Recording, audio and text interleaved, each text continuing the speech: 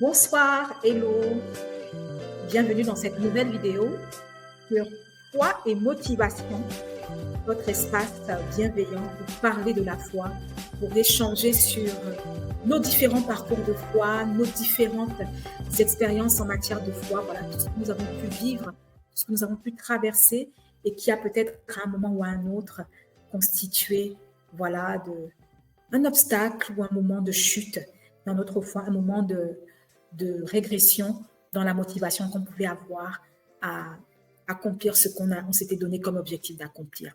Alors, je suis Bora avec vous, non pas coach, non pas pasteur, non pas diplômée ou je ne sais quoi, experte en foi et motivation, pas du tout.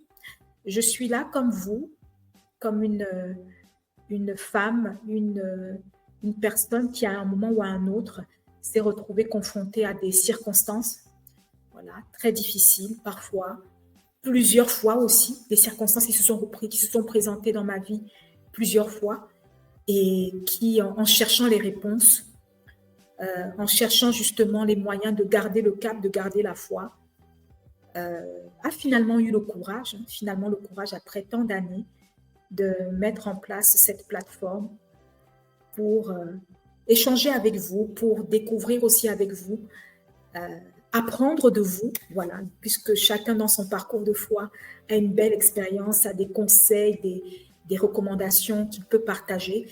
Je serais ravie en tout cas de les lire en commentaire et je serais bien sûr aussi ravie de vous compter parmi les abonnés de cette plateforme, vidéo aussi que je vous invite à liker et à partager avec vos contacts pour que nous soyons plus nombreux, voilà, plus nombreux à se soutenir, à s'encourager, à s'édifier dans nos différents parcours de foi, que ce soit en tant qu'entrepreneur, que ce soit en tant qu'employé, en tant que salarié, en tant que chercheur d'emploi, en tant qu'étudiant, en tant que parent au foyer.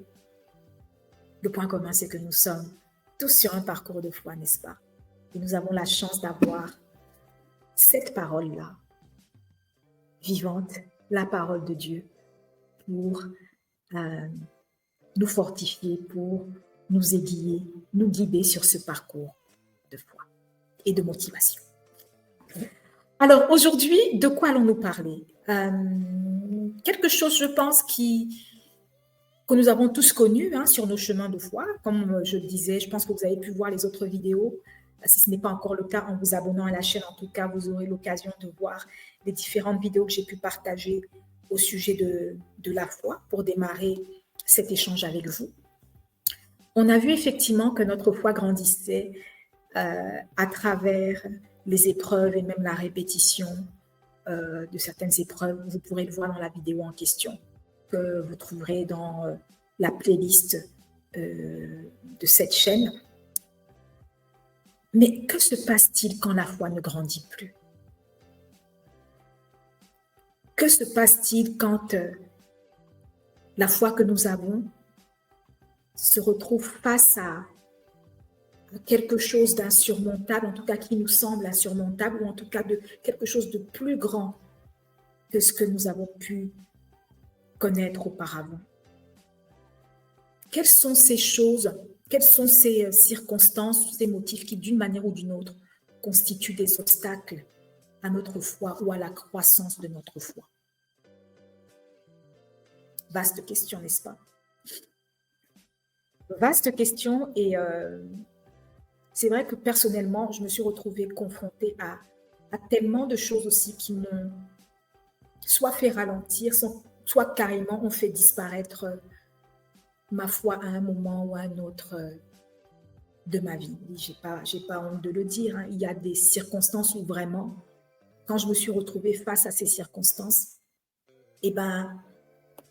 comme qui dirait, non, c'est pas qu'elle a juste diminué, c'est que carrément, j'ai l'impression que ma foi, elle a disparu. Même si c'était juste pendant un petit laps de temps, mais je peux vous dire que oui, je ne savais plus où la retrouver. Je ne savais plus où retrouver mon fameux muscle pour pouvoir avoir la force de pousser, pour pouvoir continuer à être motivée à faire ce que j'avais envie de faire. Et quand je regarde justement mon parcours, je me rends compte quand même qu'il y avait des choses soit des choses que je faisais, soit des choses qui revenaient et que d'une certaine manière, je laissais peut-être passer, que je ne gérais pas de la meilleure des façons, mais qui en réalité étaient des obstacles à la croissance de ma foi ou tout simplement à la naissance de ma foi face aux situations que je traversais. Et c'est ce que j'ai voulu justement partager aussi avec vous. Et je suis sûre que vous aussi, à travers les commentaires, à travers les messages, vous pourrez me dire quels ont été justement pour vous les obstacles à la croissance ou tout simplement les obstacles à votre foi, pour que votre foi existe, continue d'exister dans votre cœur, pour que vous continuez justement à croire à l'impossible, croire que ce que le Seigneur vous a promis dans votre cœur par rapport à un rêve, par rapport à un projet, eh bien, que ce sera toujours possible. Dites-moi en commentaire, en tout cas, je serais ravie de le lire, de le découvrir. Quels ont été pour vous justement les obstacles à votre foi ou à la croissance de votre foi? Pour ma part, il y a des points que j'ai remarqué, je n'ai pas forcément toutes les réponses, comme je vous l'ai dit, mais ça vaut le coup quand même de regarder ensemble ce qui pourrait être, ce qui a pu constituer, en tout cas dans mon parcours, des obstacles à ma foi. L'une des premières choses que j'ai pu, bien sûr, je pense que ça, tous, en tout cas, si vous n'avez jamais eu de moment de doute, bravo à vous, big up à vous. Mais je pense que la première des choses, justement, qui a constitué un obstacle à ma foi ou à la croissance de ma foi, ça a été les temps de doute. Ce doute où on se retrouve, on se regarde, où on regarde ce qu'on a dans le compte en banque et on se dit, non, c'est pas possible. Cette fois, Dieu ne pourra pas faire ce qu'il a promis. Dieu ne pourra pas m'aider à accomplir ce qu'il m'a dit que je peux accomplir parce que je n'ai pas les moyens, parce que ce que j'ai ne suffira pas. Ce doute, parfois si minime comme un grain de sable, mais suffisamment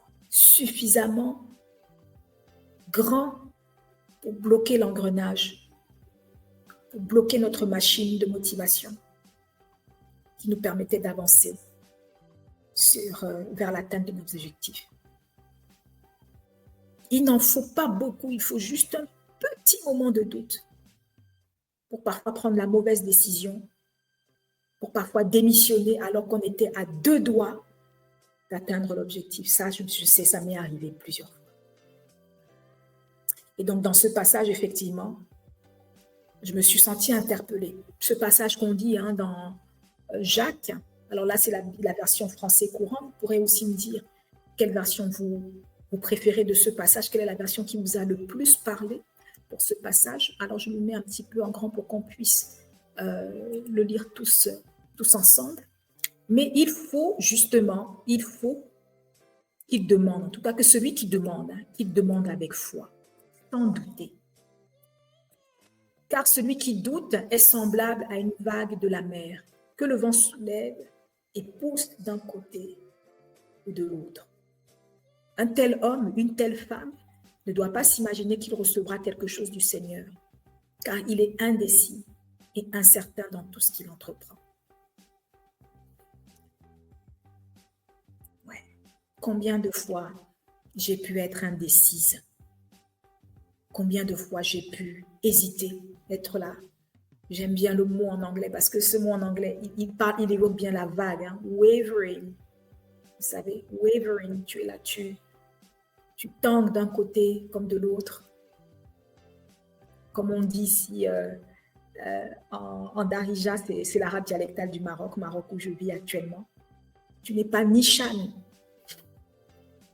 Au lieu de filer droit pour justement atteindre ton objectif, tu es là en mode zigzag, en mode wavering. Je rigole, je ne me moque pas de vous. Peut-être que vous êtes actuellement dans cette situation. Je rigole parce que je me reconnais tellement, mais tellement de fois dans ces moments de doute où je suis inconstante. Je me dis, oui, mais peut-être, mais non, mais après, mais peut-être. Il faut qu'il demande avec foi. Répète après moi, il faut que je demande avec foi, sans douter. Sans douter. Ouais, parce que c'est là le secret. D'être ferme, d'avoir la ferme assurance de ce qu'on espère, comme le dit si bien la définition dans Hébreu 11, verset 1. Ferme assurance, non pas wavering, non pas une assurance zigzag, non pas une conviction zigzag, ou qui monte ou qui descend comme les vagues de la mer, non, une ferme assurance. Demandez avec foi, sans douter.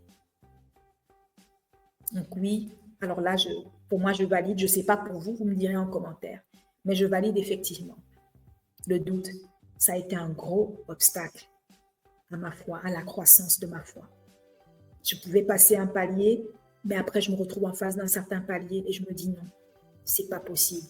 Et parfois, boum, je redescends carrément à un niveau encore plus inférieur au lieu même d'être au niveau où j'étais précédemment. Tout ça à cause du doute.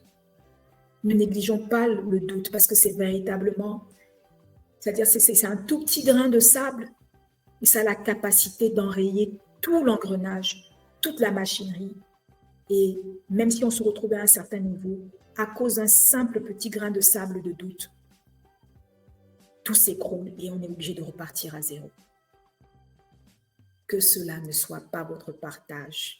On le dit, Ésaïe 7,7, cela n'arrivera pas, cela n'aura pas lieu. Que nous soyons des personnes qui demandent vraiment avec foi et sans douter, et que ce doute ne fasse plus partie, en tout cas maintenant qu'on s'en est rendu compte, j'espère en tout cas que vous aussi vous en êtes rendu compte, que ce doute ne fasse plus partie, plus jamais, de notre parcours de foi, au nom de Jésus-Christ.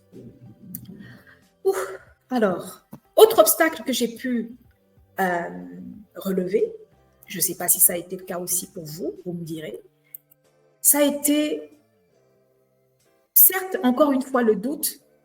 Permettez-moi peut-être d'insister là-dessus avant de passer au prochain exemple sur les obstacles de la foi. Parce que quand même, ce doute, il revient dans beaucoup de passages bibliques. Là, tout à l'heure, on a vu qu'effectivement, il y avait le passage dans le livre de Jacques. Je ne peux pas oublier justement de mentionner aussi un gros moment de doute qu'un grand frère, qu'un père de la foi aussi, qu'un exemple de foi, notre foi chrétienne a vécu, c'est au moment où Pierre était en train de marcher sur nous. Le passage qu'on voit en Matthieu 14, verset 31, l'illustre très bien, où Jésus lui dit « Homme de peu de foi, pourquoi as-tu douté ?» Et comme je le disais tantôt, on démarre un parcours de foi, on marche sur l'eau, on accomplit l'impossible aux yeux des hommes, et puis soudain, on regarde à gauche, on regarde à droite, et on se dit non, c'est pas possible. Et on se met à couler. Effectivement, comme notre niveau de foi qui se met à couler. Et c'est justement ce qu'il faut qu'il n'arrive plus. Il faut plus jamais, ça ne doit nous arriver d'avoir ces moments de doute qui nous amènent à nous noyer justement dans les circonstances de notre vie, nous noyer dans les soucis, nous noyer dans tout ce qui nous préoccupe et nous faire oublier en fait que celui qui a promis, celui qui est en face de nous, celui qui nous tend la main pendant que nous avançons, est capable de nous exaucer, est capable de nous donner la réponse que nous attendons pour nos prières. Donc ça, super important quand même, je me permets d'insister là-dessus par rapport au doute. Un passage qu'on ne doit pas oublier pour ne plus jamais justement, comme Pierre, faire cette erreur de commencer à marcher sur l'eau pour après s'enfoncer parce qu'on a laissé le doute nous prendre la tête. Donc plus jamais que Jésus n'ait à dire de nous que nous sommes des personnes de peu de foi. Toujours encore sur le doute, là c'est un autre passage, cette fois-ci dans le livre des épîtres de Paul aux Romains, où Paul est en train de parler aux Romains et leur dit au chapitre 4, il ne douta point par incrédulité au sujet de la promesse de Dieu, mais il fut fortifié par la foi, donnant gloire à Dieu et ayant la pleine conviction que ce qu'il promet, il peut aussi l'accomplir. À votre avis, de qui est-ce que Paul est en train de parler ici? On ne va pas forcément garder le suspense trop longtemps, hein? Mais pour ceux qui ne connaissent pas ce passage, je vous invite à lire, prendre le temps en tout cas aussi de grandir. Ça, on l'a vu justement dans la vidéo, pour grandir dans notre foi.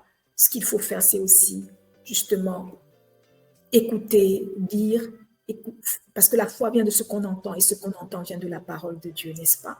Toujours dans le livre, c'est toujours dans le livre de Romains. Et bien là, Paul est justement en train de parler d'Abraham. Voilà, Abraham, le père de la foi, qui n'a pas douté par incrédulité au sujet de la promesse de Dieu, mais qui a été fortifié par la foi qui lui venait justement de son Créateur, à qui il a donné gloire. Cette foi qui lui a donné justement cette pleine conviction que ce que Dieu a promis, il est aussi capable de l'accomplir. Et donc, ne soyons plus justement comme ce Pierre doutant sur la mer, quand il marche sur la mer. Prions pour être vraiment des Abraham, Bora Abraham, John Abraham, tu mets ton prénom et tu mets Abraham, être des pères et des mères de la foi, nous aussi dans notre génération, afin de ne plus douter. Qu'on ait vu les faits se produire auparavant ou jamais, qu'on ne doute plus, mais qu'on enracine justement notre foi dans notre Seigneur, dans notre Papa Céleste, qui est capable d'accomplir ce qu'il a promis. À 1000%, mais à 1000% capable. Donc, super passage aussi pour se guérir du doute, pour se guérir de cet obstacle à la foi et grandir et réussir tout ce que nous entendons vers Christ. Maintenant, c'est vrai que là, j'étais un peu surprise en faisant cette recherche de me rendre compte que les épreuves pourtant qui nous aident à muscler notre foi, comme on l'a vu auparavant, eh bien les mêmes épreuves aussi peuvent être pour nous des sources d'obstacles, peuvent devenir, si on n'y fait pas attention justement, un obstacle, non seulement à la croissance, mais tout simplement même à la naissance de notre foi face à certaines circonstances. Et pour cela, il n'y a pas mieux, je pense, que justement ce passage dans la parabole du semeur, où Jésus explique justement la parabole à ses disciples. Là, j'ai la version justement du semeur qui est affichée à l'écran et qu'on peut lire ensemble. Nous recevons parfois la semence, comme il est dit dans ce passage, et malheureusement, parfois, nous sommes comme un sol rocailleux. C'est-à-dire que nous entendons la parole, nous l'acceptons aussitôt avec joie, mais malheureusement, elle ne prend pas racine en nous, parce que nous sommes inconstants, encore une fois. Et parce que justement, dès qu'arrive une petite épreuve, dès qu'arrive une petite persécution, nous abandonnons tout. Est-ce que ça a été votre cas à vous aussi? Je ne vais pas mentir, moi, ça m'est arrivé. Ça m'est arrivé effectivement parfois de croire en une parole, d'écouter, d'aller par exemple à l'église, d'écouter un beau message, une belle prédication, une belle homélie, et de me dire « Waouh, c'est bon, je suis rechargée à bloc ». Mais dès que je rentre à la maison, parfois le soir même ou encore même le lendemain, à peine 24 heures, c'est comme si je n'avais rien entendu. Tout ça parce que je laissais les difficultés, les circonstances de la vie me faire oublier justement que cette parole, elle est beaucoup plus puissante, elle est beaucoup plus grande, elle est beaucoup plus forte, cette parole de Dieu, que tout ce que je peux voir en face comme difficulté, persécution, obstacle justement. Donc je le reconnais pour moi. C'est vrai quand même que les épreuves, au lieu parfois de m'aider au lieu que je les ai parfois laissées me muscler, muscler ma foi. Je les ai laissés être tout simplement des obstacles. Et j'espère que pour vous aussi, ce ne sera plus le cas. Parce que là, moi aussi, je m'engage en faisant en redécouvrant ce parcours avec vous, à ne plus laisser justement les épreuves m'abattre ou faire chuter ma foi. In Jesus' name. Autre chose, alors ça, par contre, j'étais assez surprise de me rendre compte que les distractions du monde pouvaient parfois, justement, constituer des obstacles à la foi.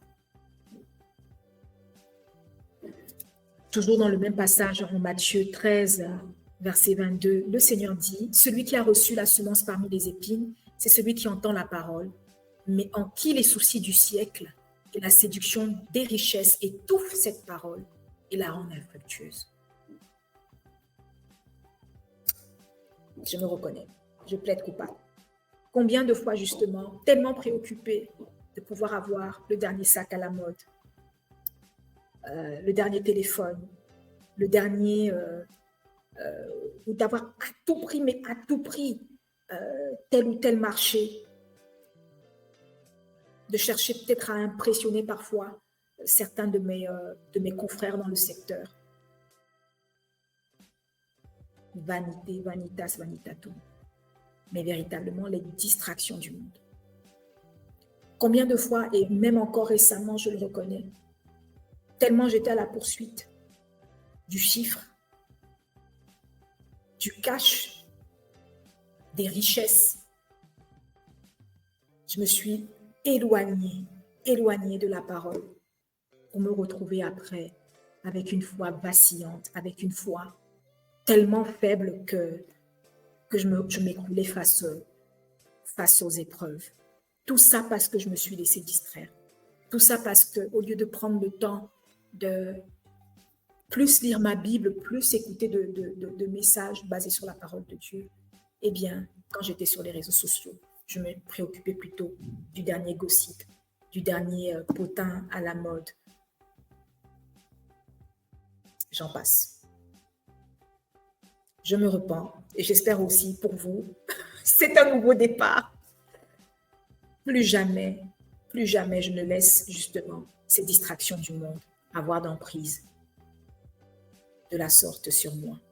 Plus jamais je ne laisse ces distractions du monde devenir des obstacles à ma foi, à ma relation avec mon Papa Céleste. In Jesus' name. On continue. Et là, par contre, ce serait plus une question que j'ai envie qu'on se pose. Que faire pour surmonter justement ces obstacles? Comment faire? Comment y arriver? Comment est-ce que vous y êtes arrivé à surmonter tous ces obstacles qui soit empêchaient votre foi de croître, soit vous ont empêché à un moment de croire que c'était possible d'avoir ce pourquoi vous priez, ce pourquoi vous vous battez,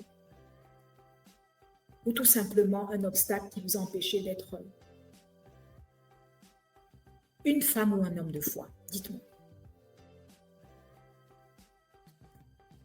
J'avoue que de mon côté, j'ai bien appliqué 2-3 trucs, mais s'il y a bien quelque chose qui a marché en premier lieu, ça je ne vais pas le cacher, c'était d'être dans la prière.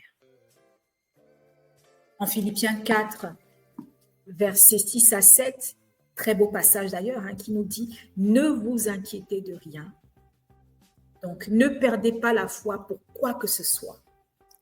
Ne diminuez pas dans votre foi pour quoi que ce soit. Mais en toute chose, faites connaître vos besoins à Dieu par des prières, des supplications, avec des actions de grâce. Et la paix de Dieu qui surpasse toute intelligence gardera vos cœurs et vos pensées en Jésus-Christ. Waouh! En Jésus-Christ. En Jésus-Christ. Mais combien ce passage justement nous rappelle que la racine, la source même de notre foi doit effectivement être Dieu doit effectivement être Jésus-Christ. Que ce ne doit pas être un sol rocailleux composé de promesses, de compétences, de garanties venant du monde, mais qu'au contraire, justement, on doit demeurer dans la prière, on doit demeurer connecté à travers le Saint-Esprit, avec notre Créateur, avec notre Seigneur Jésus-Christ. Ouais, demeurer dans la prière. Ça, je valide. Je ne sais pas pour vous, mais moi, c'est quelque chose qui m'a beaucoup aidé. Toujours dans la prière, effectivement, ça, c'est un autre passage aussi que j'aime beaucoup. On est dans Éphésiens 6, c'est le fameux passage pour le combat spirituel que je pense tout le monde connaît. Si vous ne connaissez pas, je vous invite à lire ce chapitre en entier. Où on nous dit « Priez sans cesse. Faites toutes vos prières et vos demandes par l'Esprit Saint. Soyez bien attentifs et priez toujours fidèlement pour tous les chrétiens. Priez sans cesse. Priez par le Saint-Esprit. Priez en langue si vous avez justement reçu le don de prière en langue. Ou demandez le don de prière en langue, parce que ça, c'est quelque chose, je pense, qui m'a aussi beaucoup aidé dans ce parcours de foi. Quand je ne savais pas quoi faire, quand je ne savais pas comment surmonter les obstacles. Tellement de témoignages que je pourrais partager sur la puissance de cette prière en langue, du fait de demeurer justement dans la prière. On aura l'occasion, je l'espère en tout cas, de se le partager. Mais vous, déjà dans les commentaires, je vous invite à me dire aussi si pour vous la prière en langue, demeurer dans cette prière à travers la prière en esprit, la prière en langue, vous a aidé à surmonter un obstacle face à votre foi, face à votre ténacité pour atteindre votre objectif. Il ne faut pas que j'oublie, il faut que je me rappelle d'en faire une vidéo, parce que ça, franchement, c'est un témoignage, je pense aussi, qui va beaucoup nous aider pour se souvenir peut-être des bonnes pratiques, voilà, je pourrais dire ça comme ça, les bonnes pratiques ou les astuces pour garder la foi ou pour tenir dans la foi face aux circonstances. Mais c'est un autre sujet. Un point aussi, je pense, qui est important, et c'est pourquoi justement on nous demande de prier les uns pour les autres dans Éphésiens, c'est l'Église et la communion fraternelle. Je pense que ça, c'est quelque chose aussi qui fortifie, de savoir qu'on a un frère, une sœur qui prie pour nous. Quand on est seul, on abattra 1000, la parole le dit, mais 2, on abattront 10 000. Et donc, le fait d'avoir et surtout, c'est une chance, si vous avez la chance d'être dans une église, mais vraiment, vous ressentez cette communion fraternelle, où il y a le souci de votre bien-être, où l'on se soucie de savoir comment vous allez, qu'est-ce que vous devenez, non pas par intérêt, non pas parce que vous avez une mission particulière au sein de cette assemblée, mais c'est juste parce qu'on vous aime. Si vous connaissez des personnes ou une communauté où vous avez pu constater justement cet amour qu'on vous porte, alors je vous assure, c'est véritablement précieux. Il faut rester dans cette assemblée, il faut garder le contact avec ces personnes. Ne laissez rien vous séparer justement de cette communauté aimante, parce que c'est ce qui va aussi constituer une force pour vous permettre de tenir dans les moments difficiles. Et donc, comme le dit le passage, aidons-nous davantage les uns les autres. Voilà. Le temps que le Seigneur arrive, soyons justement des frères, soyons dans cette communion fraternelle pour nous soutenir les uns les autres au moment où parfois, justement, certains d'entre nous n'ont plus aucun recours. Et vous, dites-moi, je sais que je me suis vraiment épanchée dans cette vidéo parce que c'est un sujet qui me tient à cœur, mais je tiens surtout à lire vos commentaires, à lire tout ce que vous avez nous partagé en commentaire ou en message. Dites-moi, quels ont été pour vous les obstacles à votre foi et qu'est-ce que vous avez pu faire pour justement vous en sortir? Hâte de lire ce que vous pourrez me partager sur le sujet et je vous dis à très vite.